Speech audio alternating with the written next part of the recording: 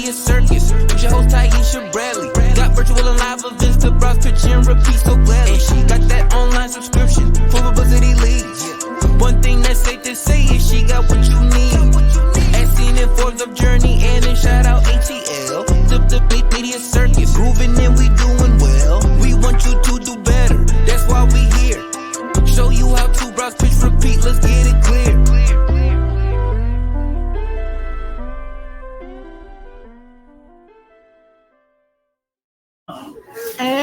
And welcome back to the Media Circus podcast. I'm your hostess with the mostest, Taiisha Bradley, celebrity publicist.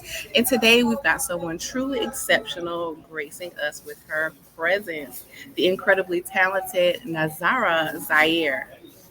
Yay! She is a talented music artist who shatters conventions and brings a unique, refreshing perspective to the music scene with her mastery of country, bluegrass, and folk music. Her Instagram bio says it all: country in practice, bluegrass in rhythm, folk in spirit.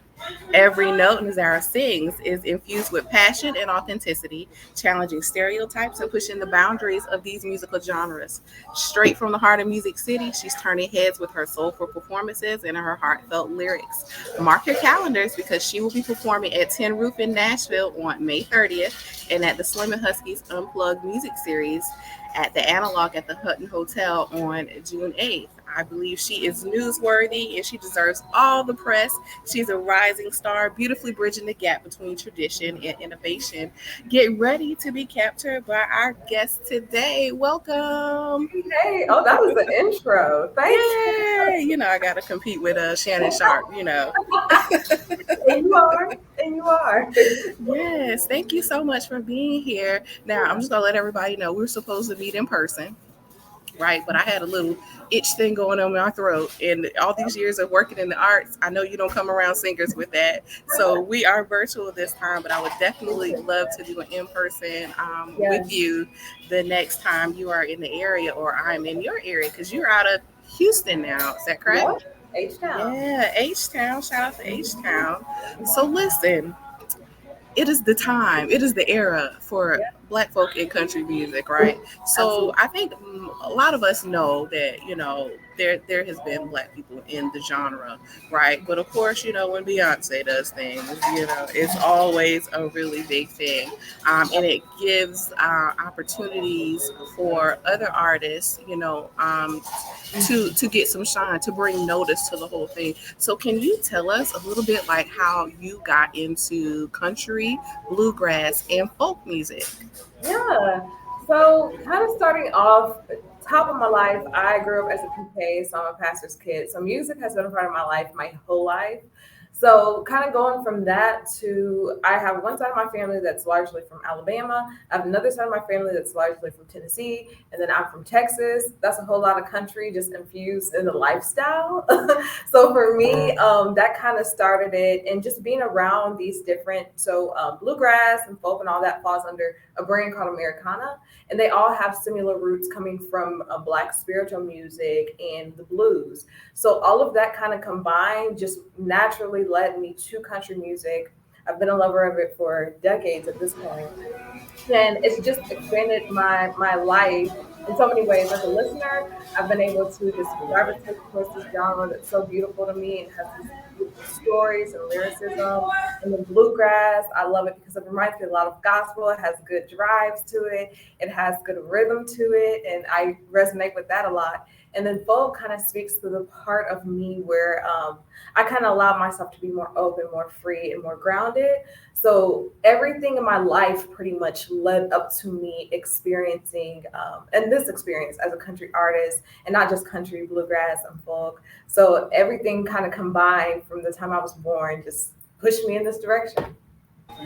That's very nice. I think that some of us who are new to the genre, you know, can't really tell like the country from the bluegrass from the folk. So can you give us like 3 like easy ways to kind of tell the difference between the different genres of music? Because listen, we're trying to learn in this season, right? We're open to new things. Yeah. So tell me, you know, how I can listen to a song and say, okay, this is country, or this is bluegrass, or this is folk.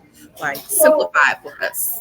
Yeah, so genres are often, and funny enough, it was on Beyonce's record. She said that genres are a funny thing. So genre bending is consistently happening, whether you know it or not.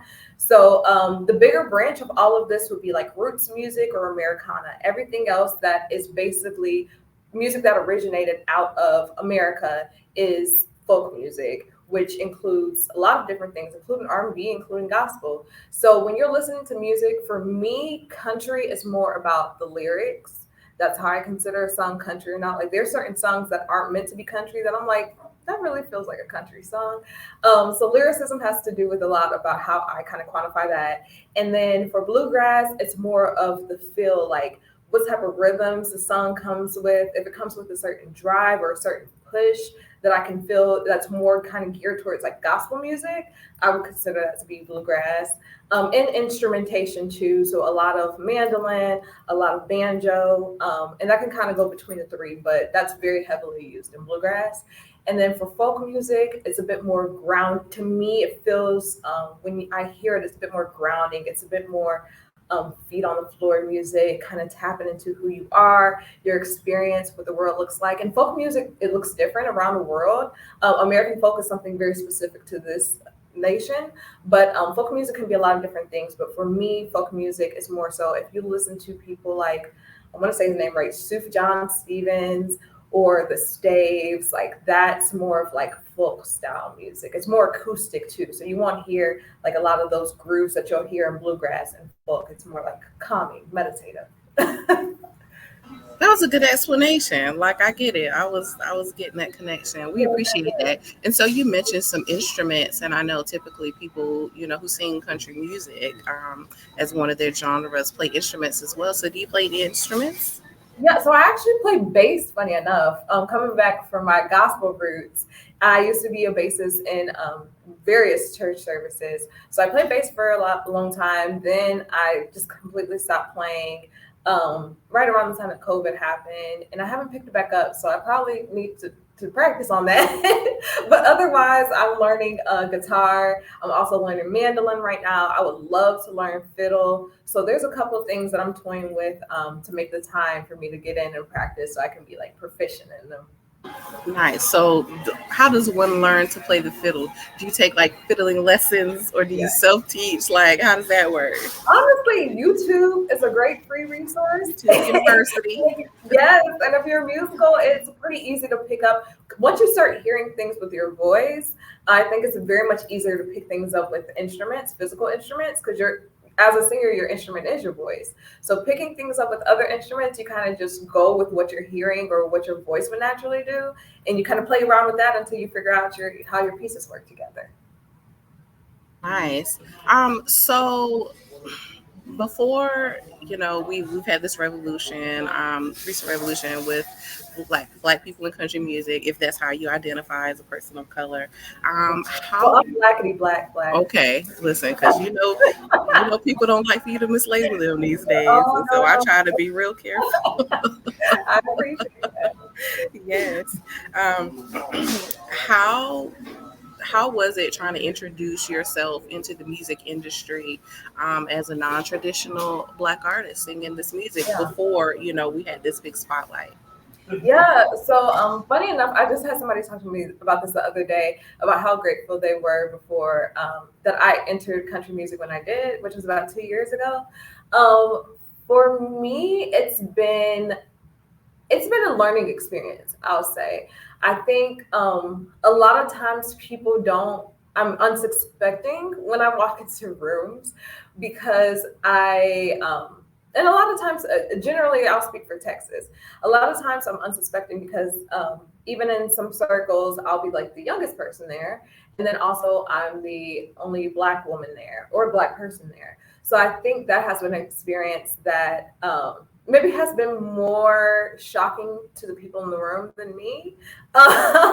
Because for me, I've been obviously with myself my whole life. I love country music. I know that about Right. but I Yeah. think when people on the outside see that, it's like, oh, somebody who, looks like you is interested in something that I wouldn't think they are, which, has a whole history of its own, going back into how African Americans helped to build country music, their contributions to bluegrass.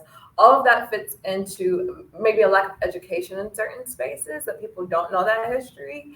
So I think for me, I've had a great experience coming in. I think watching people's faces kind of be interested in how I got into it. I think that's always like I understand. That's like the opening question, like, so And how sway?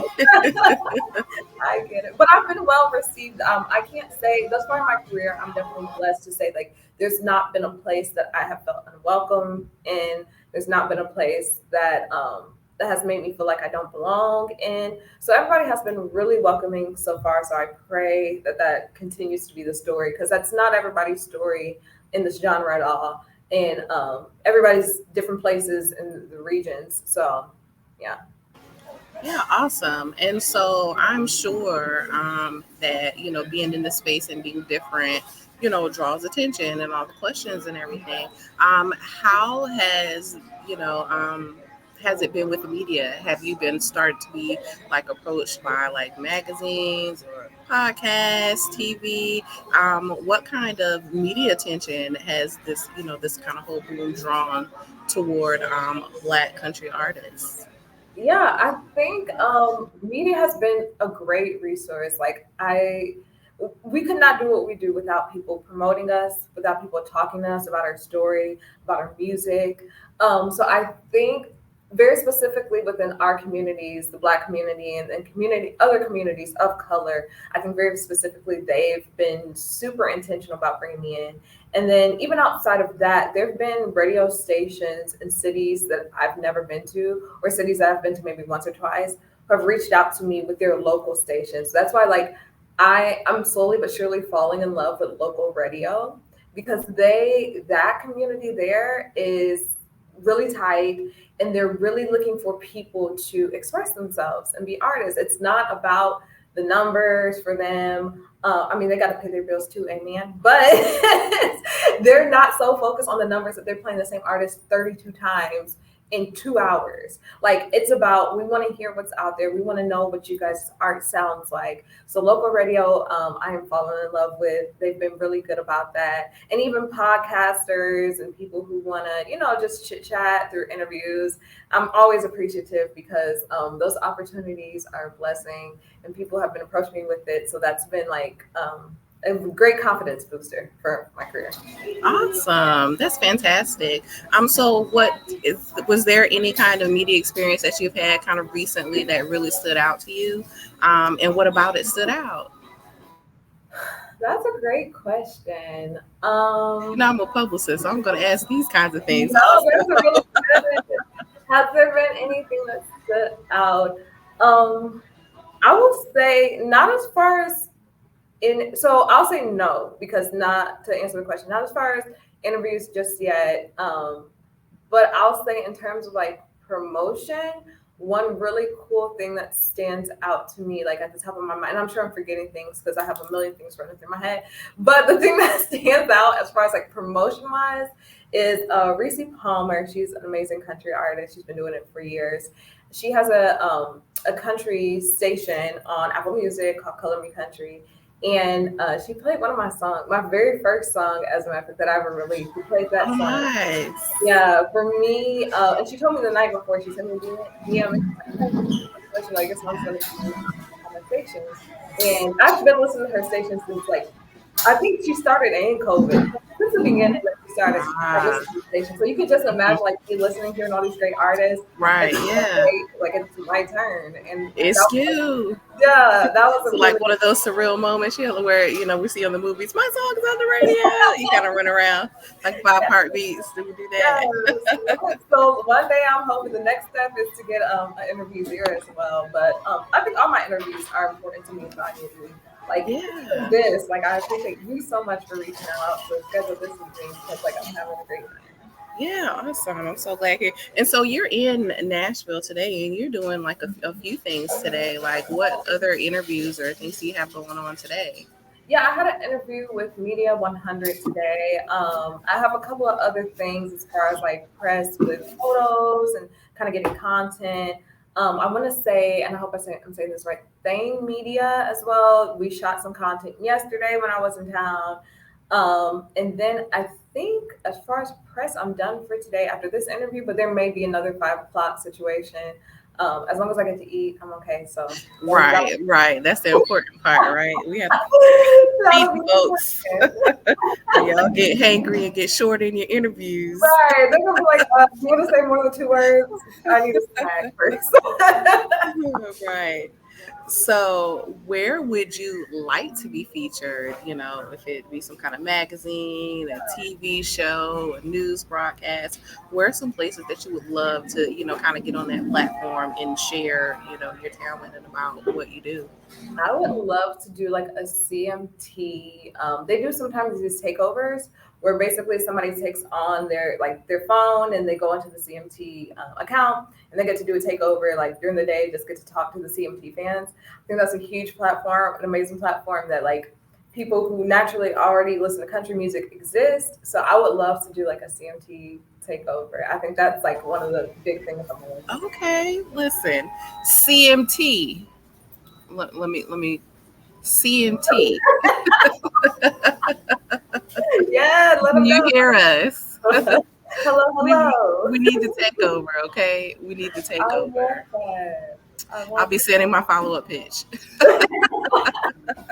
We love to see Good. that. We would love to see you there, and especially awards. Have you been to any of like the music award shows? Have you done red carpets or anything like that yet? Yeah, so not yet. I have been. The first thing I've ever went to, as far as like country music gatherings, was the honors and awards show for Americana Fest last year. That was my first time like even attending. I like bought tickets and everything.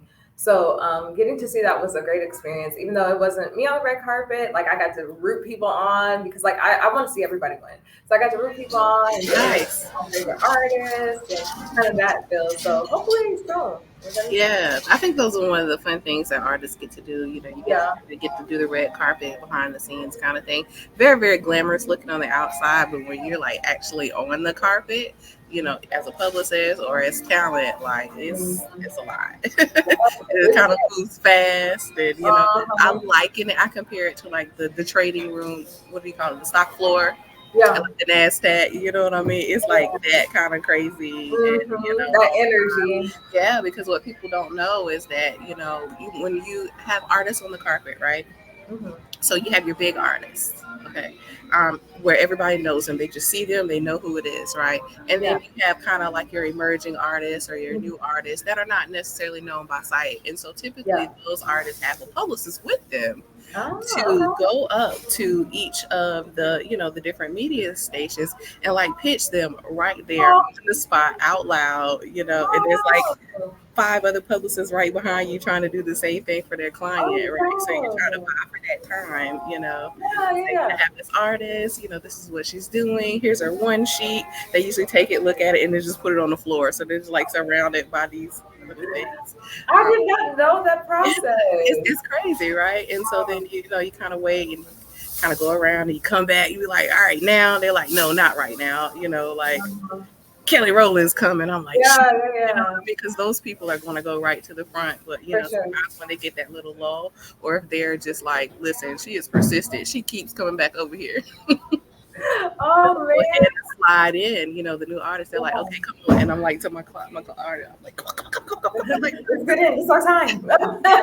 Come in and you kind of do your interview and it's over, and then you just do it all the way like down the carpet and around the side. Yeah. So I usually arrive early and I like walk the carpet to see where everybody's at and be like, all right, I definitely want these places, right? So then I'll hit those up first because they're usually the hardest to get, like BET and CMT, and then after I hit all the big ones, then I'll go back to like, kind of the other ones. So that's how it works on the carpet. When you get out there though, you kind of have to fight for your space when you're emerging artists, but it's definitely something that you should do, and I recommend anyone who has the opportunity to be on the carpet, just kind of have a heads up, because it's like shocking to new talent where they're like, what, and they just stand there and wait for me to be like, come on. Oh man, I'm So glad. yeah, I'll listen. When you do that, let me know how it goes. Will Right? do. It's really exciting though. To me, I love it. Like I get a rush. Yeah, that sounds like a You adrenaline taking rush. people on the carpet. Mhm. Yeah, so awesome. So we need to get you on our CMT, CMA carpets as well, all the Nashville carpets. I love that. Listen, we're going to take a quick little break and I'm going to play my ad and get some support. And then we're going to come back and I want to talk about these events that you have coming up in Music City. Can we do that? Absolutely. All right, we'll be right back, guys. Looking to show some love for the Media Circus podcast with Taiisha Bradley, celebrity publicist? Here's how. Hit that subscribe button to stay up to date on all the latest episodes. Leave a review and share your media wins for a chance to be featured on the show. And by subscribing to Media Circus publicity leads on Patreon, you can support the podcast and get instant access to publicity opportunities for TV, magazines, major blogs, podcasts, and even red carpet events. So what are you waiting for? Show your support for Taiisha Bradley and the Media Circus podcast today. Are you ready for something bigger? Have you tried marketing and you've spent all the advertising dollars, all the marketing strategies, all the social media strategies, and you are still struggling to stand out among the crowd?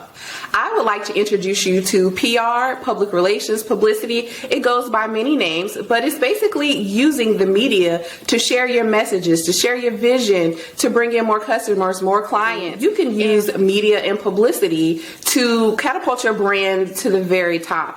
What I'm doing is I'm taking out the middleman and taking out the pitches and introducing my clients directly to the media. So if you want to skip advertising, skip the social media ads, skip the word of mouth, and get directly onto podcasts, onto television shows, onto blogs, to being featured all over the United States and even further, you definitely want to give PR, pitching, and media a try. So if you're ready to stop playing small and to tell your story and see your name in the headlines, work with me today. You can visit my website, www.TaishaBradley.com.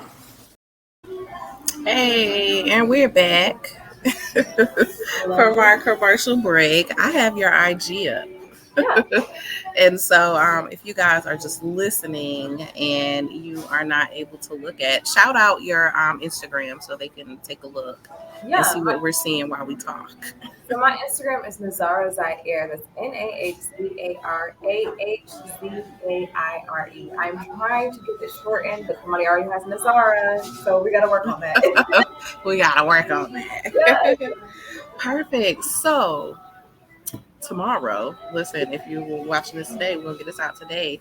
You are at Tin Roof on Broadway in Nashville, and you are performing with a couple other artists as well. Can you tell us about listen, I'm already going ahead. Sorry about that. Tell us, listen, I love to go through somebody's IG. I'll be like, what you posted? Right. Yeah. So tell us about the show. It's hosted by Bree Carter. You know who that is right now, and DJ Top Notch. So tell us about this concert. Yeah, so this is a concert for it's actually a country music series for artists of color. So that kind of runs even better. Yes. So that kind of runs the gamut. And then so Tin Roof Broadway is a popular venue downtown.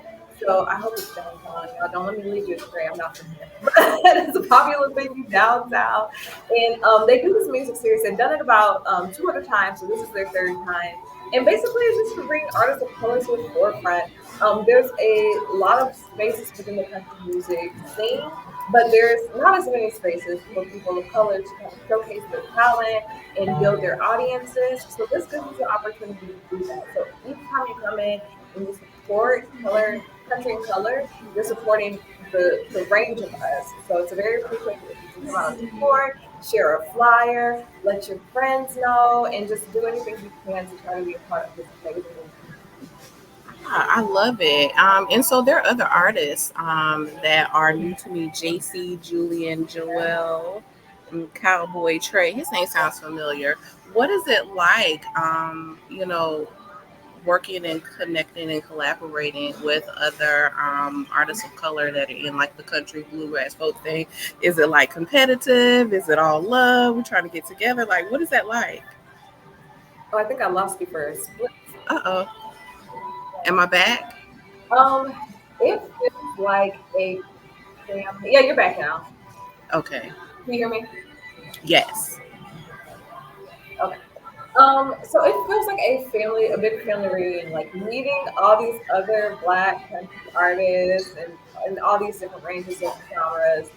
It feels like a big family reunion. Like everybody thus far, and again, I pray it stays the same.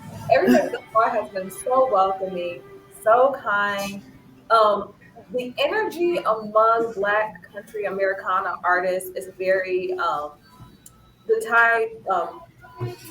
All boats float with the tide. So if everybody's coming in and they're doing their part, once the tide rises, we all rise with it. So I think that's very much the synergy that brings everybody together. And then it's just fun. It's just fun. Everybody's so talented. Everybody Yeah. like there are people who have written songs that I would have never even thought to write. So it's so amazing to see like how much talent and these different stories and these different backgrounds that people come from and their different approaches. Everybody approaches things in their own unique way. So you get such a range of music from these amazing artists. So I'm so glad to be a part. It's very, at least speaking for me, non-competitive. It's more when one of us eats, we all eat. And I love that energy. Yes, yes. And so you had your first show in your hometown. Shout out your hometown, Yeah, Houston, Texas. Houston. And so then this show in Nashville, this is your second show? Yeah, so this is my second Yeah. show ever. Okay, nice. Yeah, so third show will be in Nashville. Nashville keeps calling, so I love it here. Okay.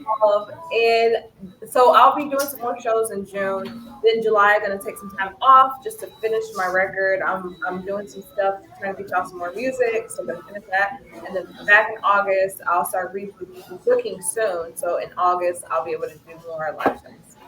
Perfect. And so June 8th, 6 p.m., you are a part of the Slimming Huskies Unplugged music series at the Analog at the Hutton Hotel with Yeah. Cowboy Calvin. Can you tell us about that? Listen, you out here to say second show, like really? Second show, third show, fourth show, like you already on tour. Tell us about this one. So this one came up a good friend, Steven. He was able to put me in on this show. Shout out to you, Steven. The Origins Music Group, another amazing collective of people who are really pushing country colored artists. And this particular show is going to be they're in concert with Slim Husky and then BMI. It's going to be at the Analog, and it's going to be amazing. Like when I tell you this lineup is a lineup, like Cowboy Calvin, One the Duo, Tony Evans Jr., me, like we're going to give you all some really good music. So if Yes. you can be there, I really suggest you be there because it's gonna be amazing. Yes. Unfortunately, I am going to be at a conference, so Aww. I'm going to miss it. But I was like, oh, this looks so good. This looks so good. Yeah. Yeah. Listen, we need to get some line dances Yeah. going. Like, I'm loving the kind of era. And I'm originally from South Carolina, right? So, we had field parties. Field parties are, like black folk been wearing cowboy hats and, doing two steps and all those things. But I think that it's kind of, coming up even more with like the black rodeos and everything. Yeah. So what would you tell people of color about, kind of tapping more into this kind of genre, this lifestyle, because obviously history has shown and culture has shown like we were here, and still are. So what about, what would you tell people who would want to tap into that more? Like, because listen, the way I've been getting some cowboy boots lately and feeling cute about it and hats and looking for rodeos to go to, like, what do you tell people who want to start to embrace this culture more? Yeah. I say jump in. I say jump in. I think there's so many different facets of country living, country lifestyle, even kind of adjacent, just Western lifestyle. So whether that be Western fashion, Western food, country foods, whether that be music, whether that be just lifestyle things, jump in. Like there's nothing keeping you from living the type of life you want to live. And this is a situation where it's inclusive, right? We can't exclude people based off of, oh, well, this is not country. I don't think your country is this. Like, that's not the energy that we need to come with to make sure everybody feels a part. And that's a big part of Southern hospitality is making sure everybody feels a part. So if you feel connected to the space and you feel like, you have those connecting points that make you want to be a part, jump in, go in, even if you're not, even if you're like, I'm from the Midwest and there are country parts there too. Don't get it twisted. But if you feel like I'm from some big city, how do I fit into this? Like it's a part of our community. So if you want to be a part of community, that's here too. Even if you may not be technically connected to it, you can still listen to country music and enjoy it. There's stories that will resonate with, so why not be a part of it? Nice. So I have here a video from your first showing. Do I have your permission to play this? Please. Okay, let's listen. Let's see what you're doing a little bit here.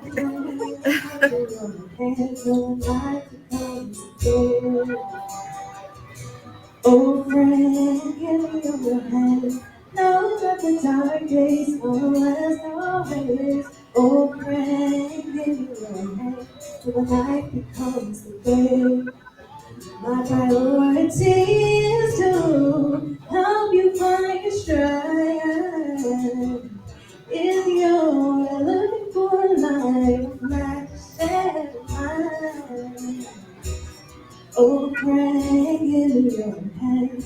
Now Yes. Let me tell you, you sound just like. So I listened to Oh Friend. Listen, because this is my jam now. Listen, first of all, listen, can we give it up for these pictures? Like, girl, you are so gorgeous. Like, Thank you. your pictures. And so, listen, Thank you.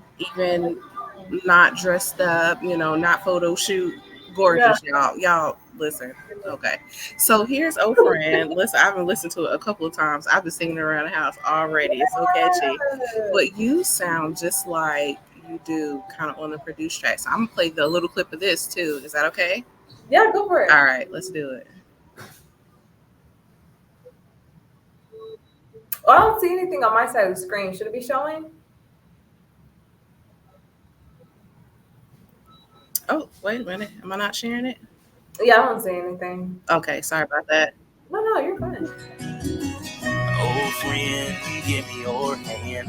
Know that the dark days don't last always. Oh, friend, give me your hand till the night becomes the day.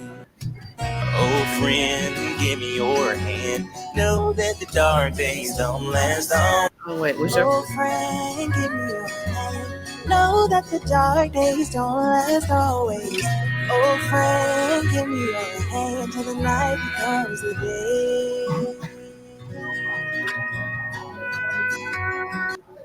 Girl, goosebumps. Your voice is so gorgeous. You sound just like that, like live too. Thank I'm like, all right, man. That's gorgeous. So who is that singing the duet part of Oh Friend? And then tell us about Oh Friend and where we can get it and download it. Absolutely. So the duet on that one, the featured artist is Michael B. Witt. So I tell people all the time, as much as I'm a country artist, I am a country music fan. So Yes. I was a fan of Michael far before I even really started getting into country music as an artist and kind of just listening to his music. And then one day I just thought to ask, I was like, if there's going to be a feature I want on my first record, it's going to be somebody I'm a fan of. And it just so happened we got connected and I was like, would you do it? And he gave me an immediate yes. Of So course. Michael, if you're watching this, of course you already know I appreciate you so much. That yeah, he just made the song. He elevated it even more. So Nice. I love it. So tell us like what the story of Oh Friend is about and then tell us like where to get it. yeah, so Old Friend was written kind of during the pandemic, a little bit post-pandemic, and it's about the fact that life be lifing for all of us, and especially during the pandemic, it was a rough time, and we go in and out of these phases where life is real good, and then it's not so great. So going in and out of those phases is just it comes with the territory of being alive. However, having somebody there along the way with you, going through your journey, holding your hand, telling you, "Hey, this might be rough, but you're not going through it alone. Like, I'm here every step of the way. I think that just makes the load a lot lighter. So that song is kind of speaking to that area. Like, if you're going through something, whether it be friends, family, or even a stranger, sometimes the kindness of strangers can make your day. So knowing that you're not in this alone, like, we're all in this together, is a bright spot in the middle of something that may not be so easy. So, forever, oh friend. Yeah, I love it. And then where can we download or stream Ofriend Yeah, and so all of your music? yeah, you can find that on really all streaming services, Apple Music, Spotify, anywhere. You just look up Ofriend, Nahzarah, and then for my other single, Wait For You, same deal. Just look at my name, Wait For You, and you'll be able to find it pretty much anywhere. Very, very nice. Um, is there anybody that you want to shout out while you're in town? Do you want to shout out to Nashville and let them know to come out and support you? What could we do here in Music City, where I am, but my whole audience? Like, what can we do to support you in all your endeavors? Yeah, so first shout out. So one of the clips that you posted was my first show from Houston, the Saturating Music Group. Amazing. Like, they are a music collective down in Houston, Texas, that is doing very similar things to Color and Country, Country and Color. I always say that, flip, Country and Color, and Origins Music Group kind of brings to light these artists of color within the space. And I think to do it in a place where people wouldn't predominantly assume a lot of these artists would be is again so unsuspecting and amazing. So they're doing great work down there in Houston. I'm really excited about what they're putting together. Wanna first thank Nashville. Nashville, thank you so much for showing me so much love. I've gotten so many calls from people who I built this beautiful relationship with, who invited me into their spaces and on their stages. So if you want to support me, follow me everywhere, which is really TikTok and Instagram, and then YouTube, and then also stream my music, purchase my music, amen, because I have bills. Yes. Pay her. Listen, the Play bills. black artists. But come to shows. I think that's the most exciting part. I love studio work. I love putting the music together, but I love community. So being in the room, in a space, and sharing energy with people who are like on the same wavelength with me, really special experience. So come out anytime you see me post a show, come speak to me, DM me, reach out to me. Like, I want to know who you guys are. We're building community together. So what better way to do that than to have a person? Yes, very nice. And also reach out to her for your interviews, for media, CMT. You heard what we said. Take over. I think you are so newsworthy, very mediagenic, which means appealing to the media. And so, I just know that you'll be getting tons of press and interviews. And so, listen, when you see me in the carpet, don't act like you don't know me. I'm like, it's me. Remember me. Yeah, that is fantastic. Well, I want to thank you so much for being a guest on the Media Circus podcast. We love having you. This is a little bit different. With interviewing you today, typically I interview members of the media about, what it's like to storytell and pitch and what makes things newsworthy. But I also have just really wanted to start to bring more people on the podcast that I think are newsworthy, that are mediagenic, that I feel deserve press. And so I was so glad that, I got this opportunity to interview you, because I was like, listen, no more anticipating and planning. I'm just going to do it. And so you're my first guest, that I wanted to, talk about and spotlight, because I feel like you deserve, media and press and coverage. And I just want, more people to know about you. So thank you for doing that with me. Again, I'm so happy to be in person. But the Media Circus Publicity, we travel. We're a traveling public relations agency, and we're going to different U.S. cities over 2024, 2025, and Houston is definitely on the map. I'm thinking like November. I'll keep you in the loop. We'll be in your city. And what I do is I bring together small groups of entrepreneurs, brands, artists, creatives, and I introduce them to media guests in these luxurious spaces. We might do a spa day. We might do a convention plan a day, kind of get to know each other and make those real, genuine media connections. Things that you could have well into the future. So when we are headed to Houston, I will definitely let you know, and you can let the people know that we're going to get their names in the headlines in this season, because there's just so many talented people that are deserving to be, well known about, and you are one of those. So thank you so much for being on the Media Circus podcast, and I'm hoping that your events go well. Break a leg, how you say in showbiz. Really appreciate you. Yeah, of course. No, thank you for creating the space, and this was a great interview. Definitely something I'm going to remember for a very long time. So I appreciate you so much. Yes, thank you, everyone. And all of her information will be in the show notes. I'll make sure that I have music link notes, and make sure that we can find your event schedule. Okay. Awesome. Sounds good. Thank you, guys.